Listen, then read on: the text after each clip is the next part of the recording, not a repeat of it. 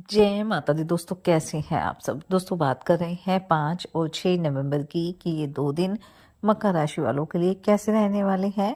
इन 2 दिनों में मकर राशि वालों को क्या खुशखबरी सुनने को मिल सकती है, किन बातों में इन्हें सावधानी रखनी चाहिए। तो इन 2 दिनों का राशिफल जानने से पहले हम इन 2 दिनों का पंचांग जान लेते हैं। 5 नवंबर 2024 दिन मंगलवार रहेगा। कार्तिक माह शुक्ल पक्ष की चतुर्थी तिथि रहेगी। अतिगण योग रहेगा जो 11:26 तक रहेगा। उसके बाद सुकर्मा योग प्रारंभ हो जाएगा। ज्येष्ठा नक्षत्र रहेगा जो 9:45 तक रहेगा। उसके बाद मूल नक्षत्र प्रारंभ हो जाएगा। चंद्रमा 9:45 तक वृश्चिक राशि में, फिर धनु राशि में आ जाएंगी। अभिजीत मुहूर्त का समय रहेगा 11:42 से 12:26 तक। राहुकाल का समय रहेगा दोपहर 2:48 से 4:10 तक। अब बात करते हैं 6 नवंबर की। 6 नवंबर 2024 दिन बुधवार रहेगा। कार्तिक मास शुक्ल पक्ष की पंचमी तिथि रहेगी। सुकर्मा योग रहेगा जो 10:50 तक रहेगा। उसके बाद धृति योग प्रारंभ हो जाएगा। मूल नक्षत्र रहेगा जो 11 बजे तक रहेगा। उसके बाद पूर्वाषाढ़ नक्षत्र प्रारंभ हो जाएगा। चंद्रमा धनु राशि में। राहु काल का समय रहेगा 12:04 से 1:26 तक।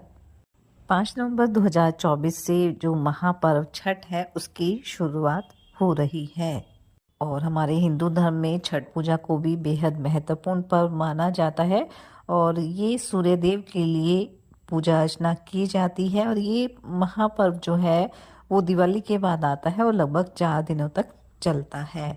और इस बार इस छठ पर्व की शुरुआत 5 नवंबर दिन मंगलवार से हो रही है और जो पहला दिन होता है उसे नहाए खाए कहते हैं। और इस दिन जो महिलाएं व्रत करती हैं वो सुबह जल्दी उठकर स्नान करती हैं, भोजन बनाती हैं और सूर्यदेव भगवान की पूजा अर्चना करती है।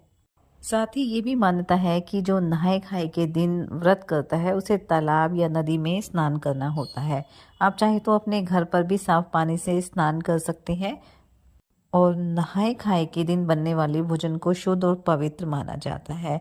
और ये मान्यता है कि इस दिन जो व्रत करता है वो सात्विक भोजन ग्रहण करके पवित्र तरीके से छठ पूजा की शुरुआत करता है।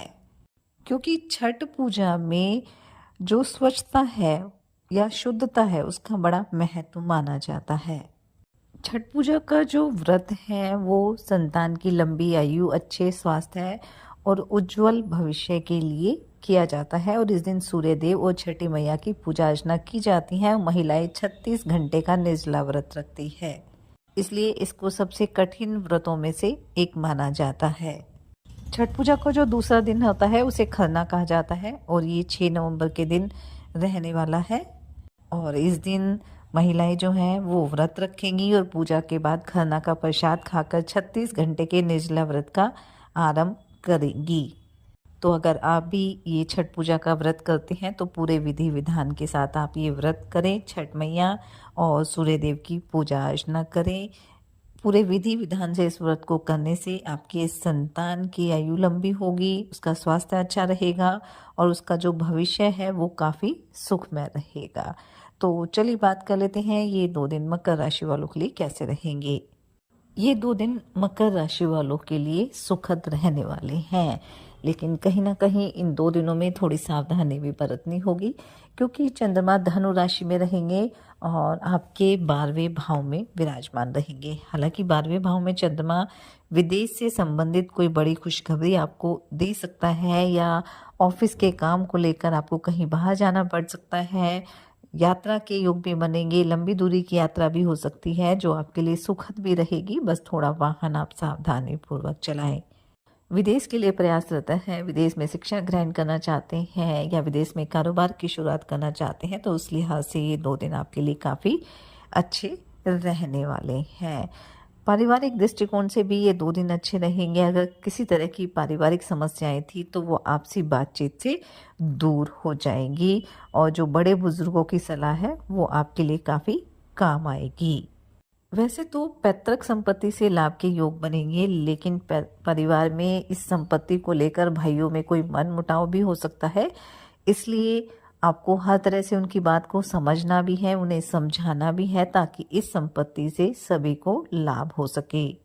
इन 2 दिनों में संतान पक्ष की ओर से कोई खुशखबरी आपको सुनने को मिल सकती है। लेकिन साथ ही आपको ये भी ध्यान रखना है कि कुछ नए विरोधी आपके खड़े हो सकते हैं जो आपको परेशान करने की कोशिश करेंगे। इसलिए ऐसे लोगों से आपको थोड़ी सावधानी बरतनी है।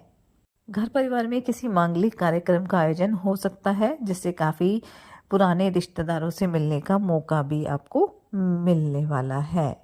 अगर आप सामाजिक क्षेत्र से जुड़े हैं, राजनीति से जुड़े हैं तो किसी नए पद की प्राप्ति हो सकती है या कोई बड़ी उपलब्धि भी आपको हासिल हो सकती है।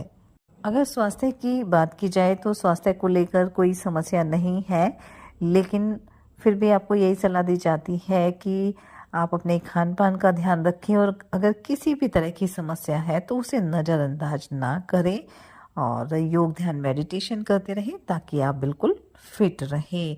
और आपकी जो भी ज़िम्मेदारियां हैं, क्योंकि पारिवारिक ज़िम्मेदारियां आपके ऊपर बनी रहेंगी, इसलिए इन ज़िम्मेदारियों को समय से पूरा करें, उनमें ढील बिल्कुल ना दें, नहीं तो घर परिवार के जो सदस्य हैं वो कहीं ना कहीं आपसे नाराज भी हो सकते हैं।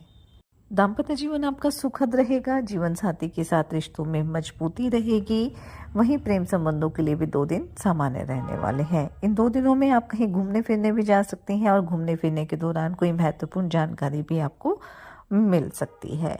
विद्यार्थियों की अगर बात की जाए तो प्रतियोगी परीक्षा में तो आपको सफलता मिलेगी, लेकिन आपको थोड़ा सा अपनी संगति की ओर विशेष ध्यान देने की आवश्यकता रहेगी, क्योंकि कहीं ना कहीं उनकी वजह से आप अपने करियर को नुकसान पहुंचा सकते हैं।